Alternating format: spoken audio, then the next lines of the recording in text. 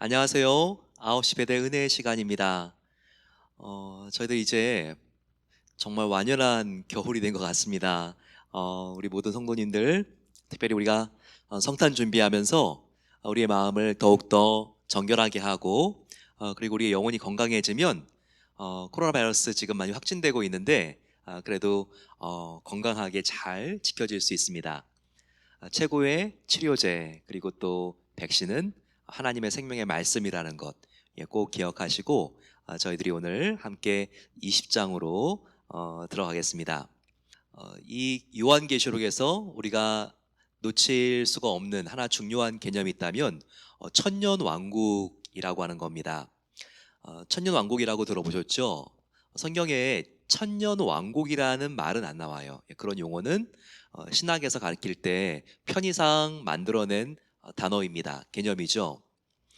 그런데 이 천년 왕국이라는 용어는요, 어디서 나왔냐면 특별히 요한계시록 20장에서 나왔습니다. 그래서 이 20장이 굉장히 성경 전체를 해석하는 다양한 관점을 만들어낸 장이라는 점에서 중요합니다. 어디 나오냐면요, 바로 4장과 6장에서 천년 왕국이라는 말을 유추해낸 거예요. 신학자들이. 자, 한번 보실까요? 4절 보시게 되면 4절에 그리스도와 더불어 천년 동안 왕노릇하니, 여기 보게 되면 천년 동안 왕노릇하니라는 말이 나와 있죠. 이걸 보면서 이게 한다고 하니까 왕국이구나. 천년 앞에 나왔지. 그래서 천년 왕국이라는 용어를 만들어낸 거예요. 물론 6절에도 또 한 번 나옵니다. 그들이, 성도들이라는 거예요, 하나님과 그리스도의 제사장이 되어서 천년 동안 그리스도와 더불어 왕노릇하리라. 6절 나와 있죠. 그리스도와 더불어 천년 동안 왕노릇하리라. 이 천년이라는 개념과 왕노릇하리라라는 것을 붙여서 천년 왕국이라는 단어를 만들어냈습니다. 자, 그러면 천년 왕국설에 대해서 우리가 함께 이 개념을 잡아야지 20장도 이해할 수 있고, 그리고 왜 이렇게 다양한 요한계시록을 해석하는 관점들이 생겼는가 알 수 있습니다. 천년 왕국설은요, 크게 세 가지 견해가 있습니다. 전 천년 왕국설, 그리고 후 천년 왕국설, 혹은 뭐 천년설이라고 합니다. 전 천년설, 후 천년설, 그리고 무천년설이라고 하죠. 또 이것을 크게로는 세 개로 보지만 다섯 개로도 보는데요. 전천년설을 두 개로 또 이렇게 나눠서 보기 때문입니다. 전천년설을 두 개로 나누면 뭐가 있냐면요, 세대주의적 혹은 침례주의적 전천년설이 있고요. 또 하나는 역사주의적 전천년설이 있습니다. 천년설을 두 개로 나눌 수 있어요. 그리고 뒤에 나와 있는 천년설, 후천년설이 있고 무천년설이 있고, 이렇게 나누기도 하죠. 하지만 크게 그냥 살펴보기에는요, 이 세 가지만 보면 됩니다. 어떤 차이가 서로 간에 있는가, 전천년설과 후천년설과 무천년설, 어떤 차이가 있는가를 우리가 보면 됩니다.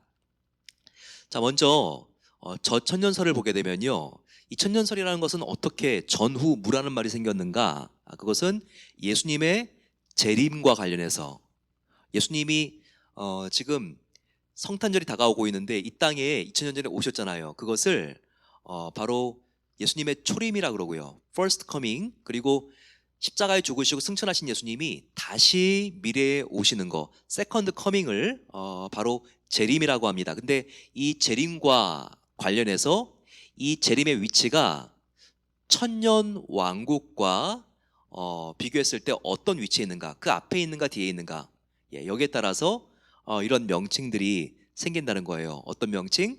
전천년설, 후천년설, 무천년설이요.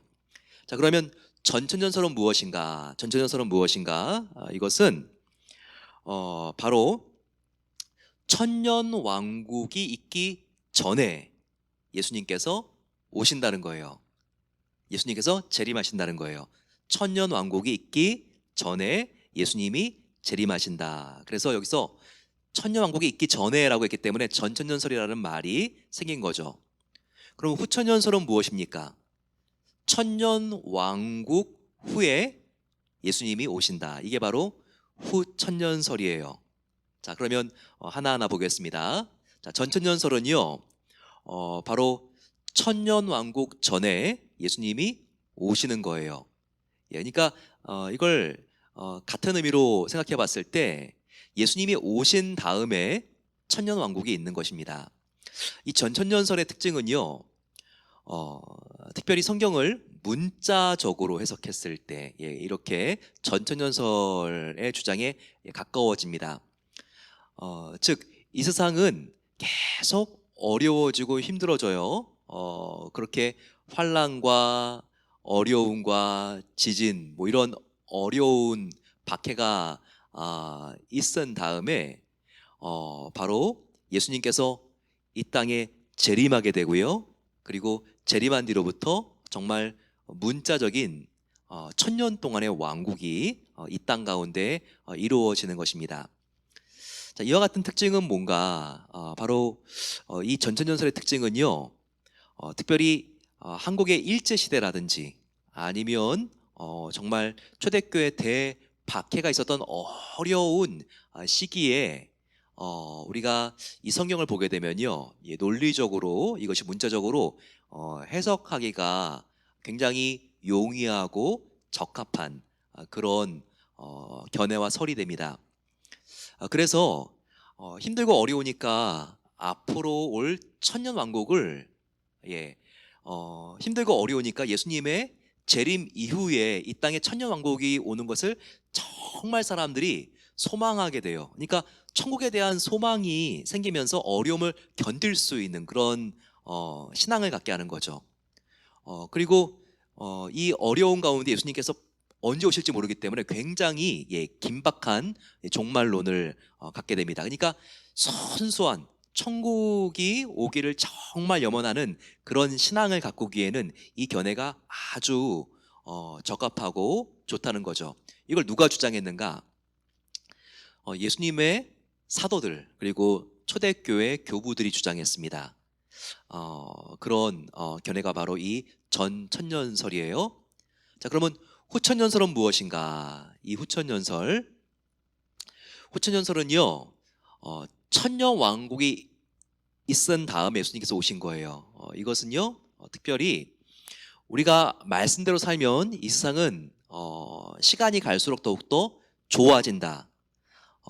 윤리적으로도 우리가 말씀대로 정말 살면 이 세상은 점점 범죄도 없는 유토피아가 될 거고 전쟁도 없어지게 될 거고 그리고 정말 좋은 세상이 인간의 힘으로 말씀대로 살면 가능해진다. 이것이 후천년설이에요.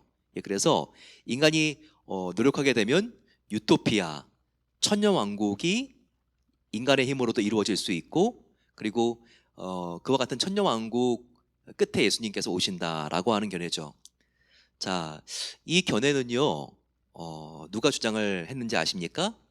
영국의 요한 웨슬리, 그리고 또 미국의 초대교회, 이 미국의 신학자였던 바로 조나단 에드워드와 같은 사람이 주장한 것입니다.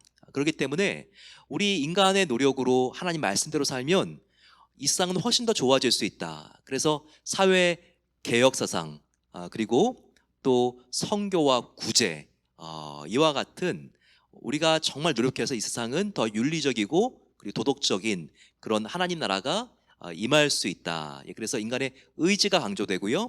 그리고 이런 후천년설의 열매로서 사회 개혁 그리고 또 성교와 구제가 더욱더 힘과 또한 동기부여가 된 경향들이 있습니다. 하지만 후천년설이 맞을까요? 후천년설이 여러 가지 역사 속에서 개혁을 일으킬 때 기여한 바도 있지만 좀 적합하지 않은 것 같아요. 왜냐하면 이 세상이 인간의 힘으로 점점 살기 좋아집니까? 저는 거기에 대해서는 회의적입니다. 오히려 정말 인간들이 그렇게 이 세상을 유토피아로 만들려고 했지만 오히려 인간이 인간의 꾀에 빠져서 1차, 2차 대전이 생기게 되었고 오히려 그렇게 이성적인 독일 신앙은 히틀러의 오히려 하수인이 되어서 그 많은 유태인들을 죽이지 않았습니까? 그래서 인간의 힘으로 점점 이 세상은 정말 경건해지고 거룩하고 그리고 아주 도덕적인 세상이 될 수 있다. 여기에 대해서는 이미 아닌 것이 역사적으로 증명이 되었습니다. 자, 그러면 이제 한 가지 남은 게 뭐죠? 무천년설. 무천년설은요, 천년왕국이 없다는 게 아니에요. 예, 이 무천년설은 뭐냐면요, 눈에 보이는 천년왕국은 없습니다. 가시적인 천년왕국은 없다는 거예요. 자, 그러면 어떤 천년왕국이 있는가? 눈에 보이지 않는 천년왕국이 있다는 거예요. 어디? 성도의 마음속, 심령 속에, 그리고 교회 안에 천년왕국이 있다는 거죠. 이것은 눈에 보이지 않는 것이지만 이 눈에 보이지 않는 천년왕국이 예수님이 이 땅에 오신 초림과 다시 오실 재림 사이에 그 교회 역사 속에서 천년왕국이 있다는 거예요. 그래서 이 무천년설은요, 문자적으로 천년왕국을 해석한 것이 아니라 눈에 보이지 않는 상징적으로 바로 이 천년왕국을 해석한 것입니다. 그런데 누가 무천년설을 주장을 했는가? 바로 성 어거스틴입니다. 성 어거스틴이 그가 전천년설인 줄 알았는데 이 초대교회 교부들이 전천년설을 주장하는데 그게 아닌 것 같거든요.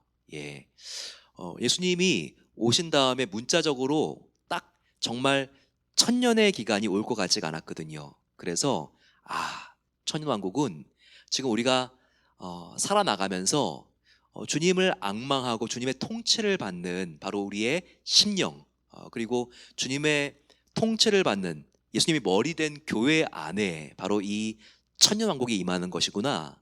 바로 성 어거스틴이 그렇게 그가 주장을 합니다. 그리고 나서 이 무천년설은요, 성 어거스틴 이후로 바로 종교개혁을 일으켰던 존 켈빈 그리고 마르틴 루터에 의해서 계승이 되었습니다. 그래서 지금 가장 많은 신학자들 그리고 또 장로교, 한국에서도 통합 측, 합동 측 다 이 무천년주의를 이렇게 믿고 있습니다.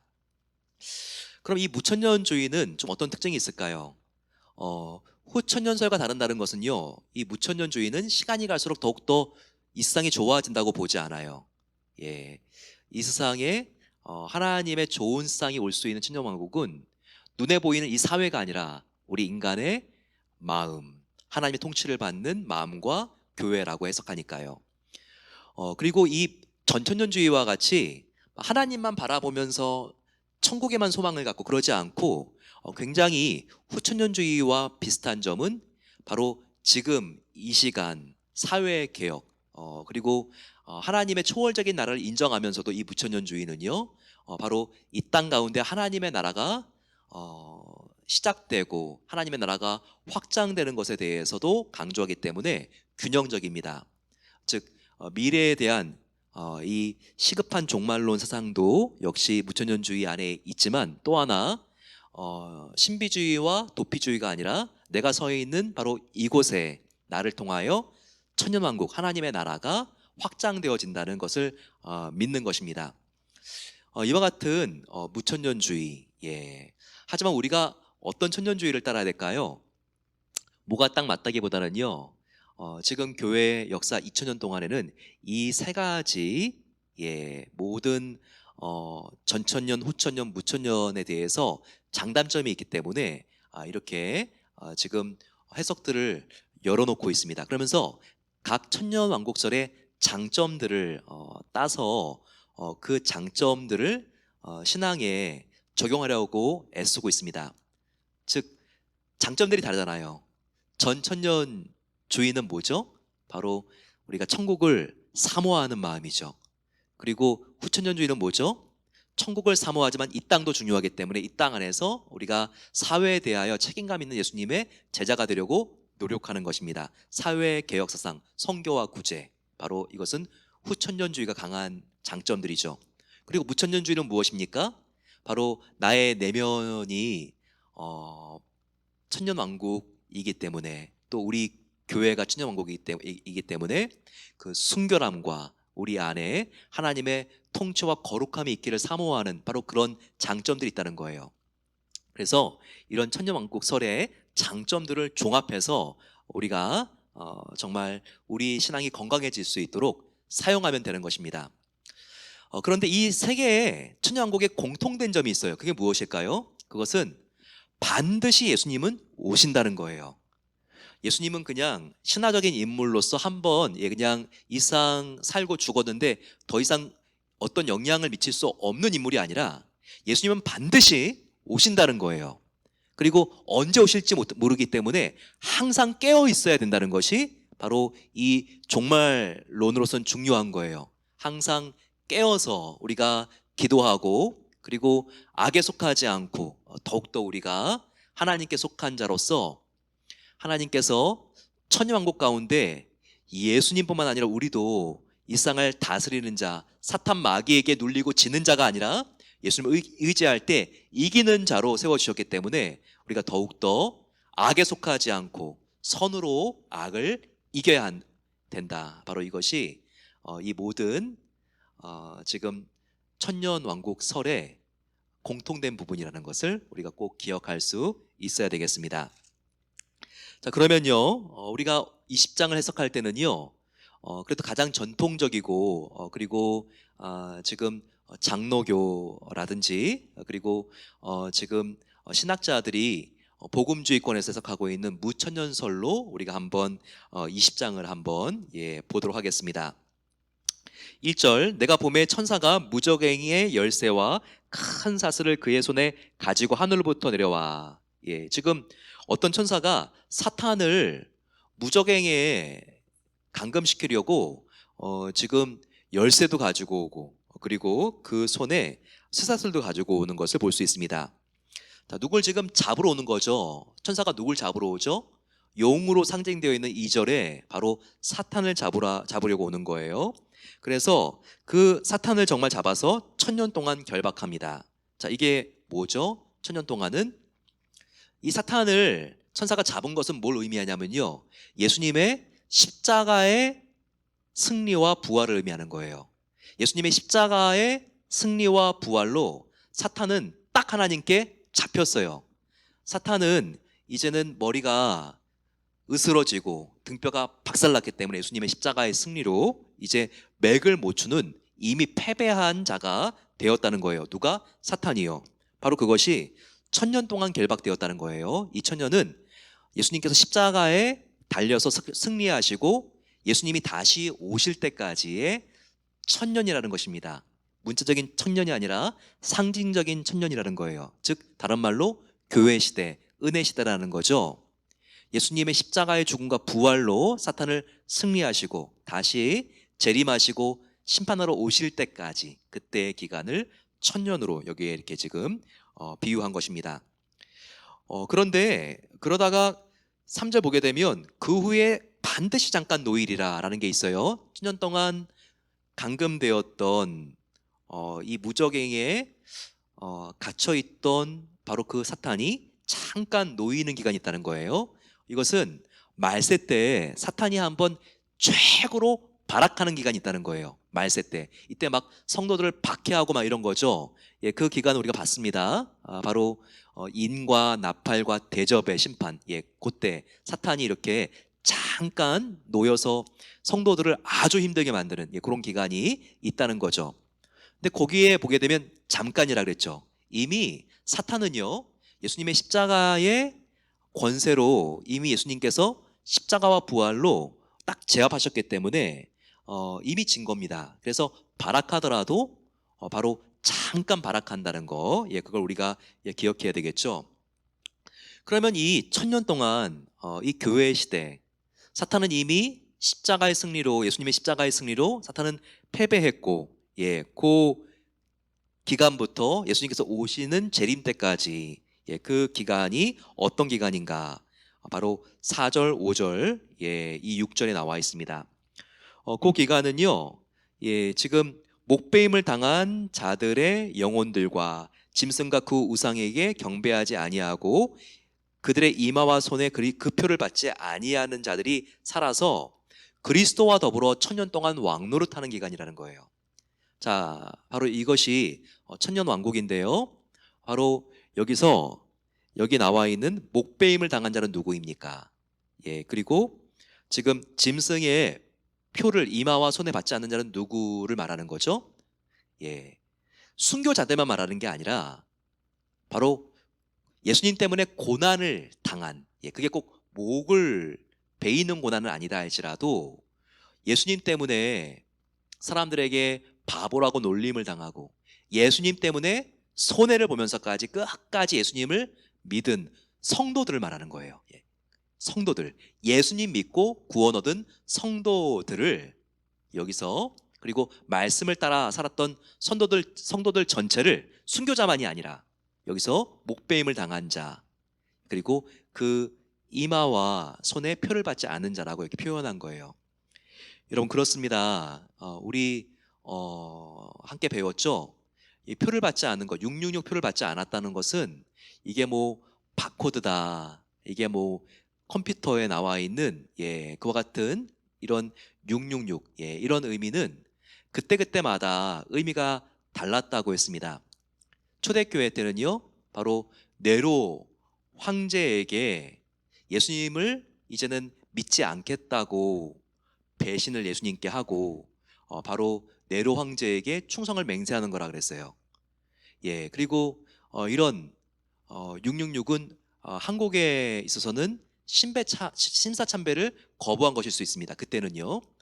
또 앞으로는 뭘까요? 예, 이 666은요, 예수님을 배신하고 배교하고 우리가 이 세상의 돈에, 그리고 이 세상에 정말 내가 성공할 수 있는 것에 나의 예수님을 내가 부인하면서까지, 배신하면서까지 무릎 꿇는 거, 이 세상의 권세와 이 세상의 방법과 이 세상의 돈이라는, 권세라는 바로 그와 같은 우상에 우리가 절하는 거, 바로 이게 다 666을 우리의 이마와 손에 찍는 것에 다 비유가 될 수 있다고 말씀을 드렸죠.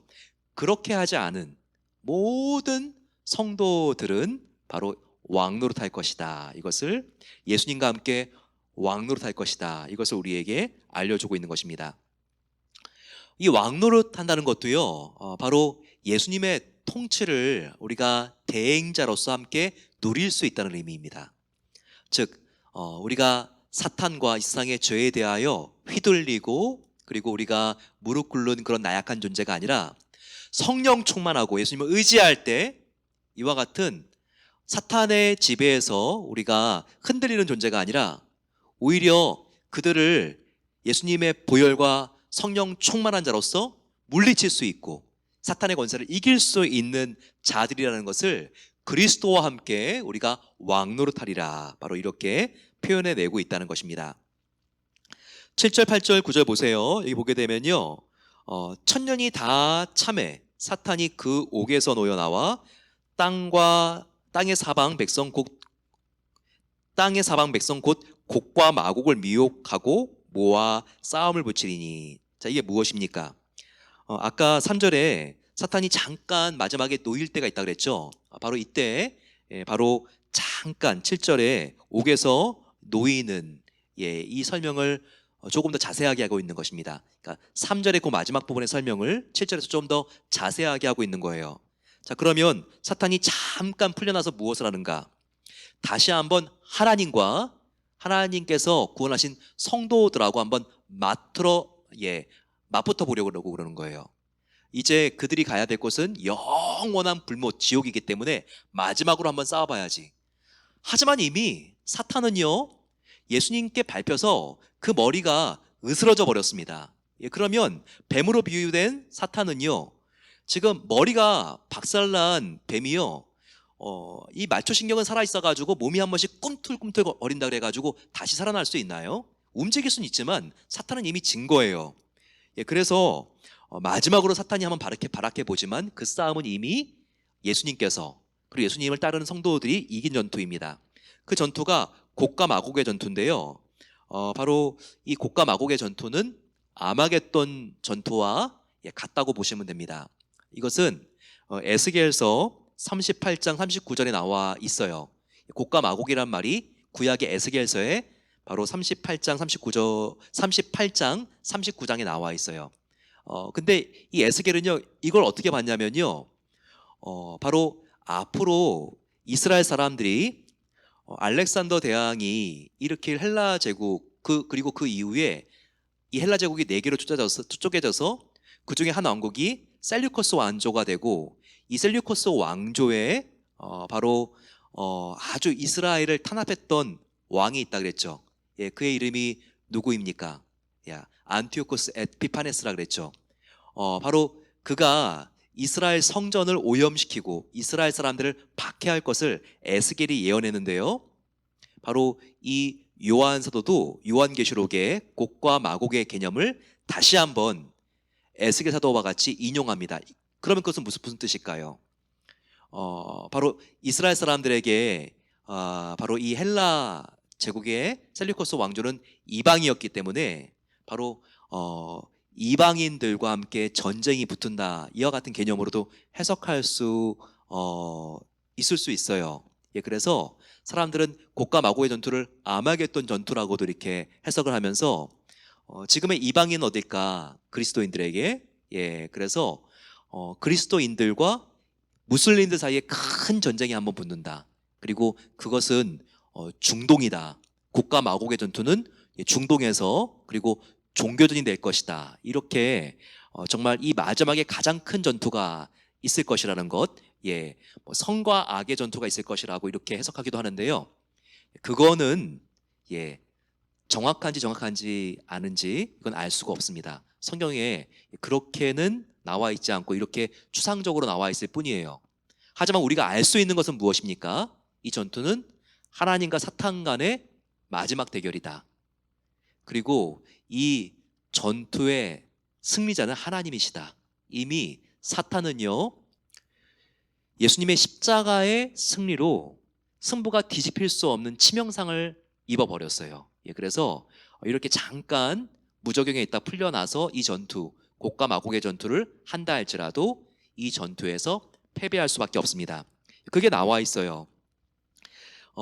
이 전투에서 성도들, 그리고 또 하나님을 그들이 위협하려고 하지만 이 악한 세력들이요, 9절 보시게 되면 하늘에서 불이 내려와서 그들, 이 사탄과 귀신들, 그리고 그들에게 조정을 받는 모든 악한 자들을 다 태워버리겠다고 나와 있죠. 그러면서 마지막으로 바로 발악했던 마귀, 이와 같은 사탄의 권세들을 하나님께서 10절에 불과 유황의 못에 던지리니 이제 영원히 바로 이 사탄과 그의 졸개들인 짐승과 거짓 선지자, 그리고 추종자들은 이제는 괴로움, 멸망과 심판을 받으리라. 이제는요, 잠시 바로 이 무정에 갇혔다가 다시 나오는 것도 없어요. 불못에 완전히 떨어지고 던져졌기 때문에 이제 그들은 완전한 저주와 사망 심판으로 들어간 것입니다. 누가요? 사탄과 사탄의 추종자들, 악한 영들, 귀신들, 즉 음녀와 바벨론과 그리고 정말 10개의 뿔이 있고 7개의 머리로 묘사되어 있는 그 악한 세력들이 완전히 이제는 종말을 고할 것이다. 이것을 여기 이렇게 표현하고 있는 것입니다. 11절을 보시게 되면요, 11절에 흰 보자가 나와 있습니다. 이것은 백보자 심판으로 요한계시록의 아주 중요한 개념이에요. 그러니까 20장이 참 중요하죠. 천년왕국이라고 하는 개념도 성경에서 자주 나오지만 여기 한 번 나오는 거고요. 그리고 백보자 심판, 이것은 하얀 보자 심판, 하얀 보자 심판도 바로 20장에 나와 있는 성경에서 아주 중요한 개념입니다. 자, 이것은요, 성도들과 그리고 불신자들을 하나님께서 마지막으로 심판하는 장소예요. 어디가? 백보자, 하얀 보자 심판이 그렇다는 거죠. 12절에는요, 여기에는 2개의 책이 있습니다. 그런데 백보자 앞에 정말 책이 펼쳐져 있는 게 아니라요, 비유예요, 비유. 근데 어떤 책이냐면 12절에 책들이 있고 또 하나는 하나의 책이 있는데요, 이 하나의 책은 생명책이라고 기록되어 있고 그리고 책들은 우리의 행위가 적혀져 있는 그와 같은 율법을 상징하는 책들입니다. 그래서 그 율법을 상징하는 책들 안에는요, 모든 사람들의 행위가 적혀 있어요. 악한 행위들. 그래서 예수님도 믿지 않고, 그리고 하나님께서 하나밖에 없는 독생자를 주셨다는 것을 믿지 않는 사람들은요, 정말 이 책에 나와 있는 행위 그대로 그들이 심판을 받고 사탄과 악한 영들이 영원한 지옥 불못에 떨어지게 되는데, 이들도 그렇게 떨어지게 됩니다. 정말 지옥은 무서운 곳이에요. 죽으려고 해도 죽을 수 없는 곳, 자살하려고 해도 자살할 수 없는 곳, 그런 곳에서 영원히 정말 지옥 안에 있는 미움과 거짓과 정말 그 아픔과 힘들고 어려운 정말 그 슬픔을 맛보면서 영원히 살아야 합니다. 하지만 우리 믿는 사람들은요, 우리의 행위가 아무리 정말 부족하고 또 내가 죄를 졌다 할지라도 회개하고 예수님을 믿었기 때문에 여기 나와 있는 책들이 아니라 생명책에 의해서 우리는 구원을 받습니다. 우리의 이름이 나의 행위가 아니라 정말 내가 예수님을 믿은 그 믿음 하나로 하나님의 은혜를 입어서 생명책에 저와 여러분들의 이름이 기록되어 있는 것입니다. 그래서 이 마지막 백보자 심판은요, 믿지 않는 자들에게는 영원한 무시무시한 사망과 심판의 자리지만, 믿는 모든 사람들에게는 우리의 이름이 이제는 천국에서 영원히 사랑하는 아버지와 행복하게 사는 바로 이 생명책에 이름이 기록되어 있는 것을, 이미 기록되어 있는 것을 확인하는 복된 시간이다. 이것을 꼭 기억하시기를 축원합니다. 함께 기도하겠습니다. 은혜로우신 아버지 하나님, 감사합니다. 오늘 요한계시록을 통해서 저희들 정말 사망과 저주와 무시무시한 책이 아니라 요한계시록은 성도들에게는 정말 놀라운 소망과 은혜와 기쁨의 책이라는 것을 다시 한번 알게 하시니 감사합니다. 백보자 심판, 이름만 들어도 무시무시한 심판이지만 이것은 예수님을 믿지 않는 자들에게 책들에 의해서 이루어지는 그런 심판이요, 우리 믿는 자들에게는 하나님께서 영생의 길을 내어주신 것을 감사합니다. 이미 우리는 예수님을 믿는 순간 사망에서 생명으로 옮겨져서 생명책에 우리의 이름이 기록되어 있는 것을 감사합니다. 아버지 하나님, 마지막 때에 우리가 정말 주님과 함께 영원히 사는 것을 감사합니다. 하지만 지금도 우리가 천국에 가지 못하는 상태로 버림받은 것이 아니라 우리가 주님이 우리 마음속에 있기 때문에 천국을 누리다가 주님과 함께 정말 그 은혜와 기쁨을 누리고 주님과 함께 사탄의 권세를 멸하면서 하나님의 나라를 확장시키고 복음을 증거하면서 할 수 있는 은혜의 시대라는 것을 믿사오니 아버지, 우리가 더욱더 믿음과 소망과 사랑을 더욱더 분명하게 할 수 있도록 도와주시기를 기도합니다. 그래서 아버지 하나님, 이 땅에서 정말 천년왕국 천국을 누린 뒤에 우리가 죽어서는 정말 그 영원한 천국에 우리 모두 들어갈 수 있도록 하나님께서 은혜를 베풀어 주시옵소서. 이제는 우리 주 예수 그리스도의 은혜와 하나님 아버지의 놀라운 사랑하심과 성령 하나님의 함께하심이 주 안에 있는 나에게 이미 천국에 임한 것을 믿고 날마다 주님과 함께 감사하며 영적인 전투를 주님과 함께 승리로 우리가 사탄을 멸하면서 이 세상을 떠날 때 영원히 거할 수 있는 천국에 들어가기를 소망하는 모든 복된 성도들 위해 이제로부터 영원까지 함께 하시기를 축원하옵나이다. 아멘. 날마다 주님과 함께 정결한 신부로서 왕노릇 하시는 그 은혜가 함께 하시기를 소망합니다. 내일 다시 뵙겠습니다.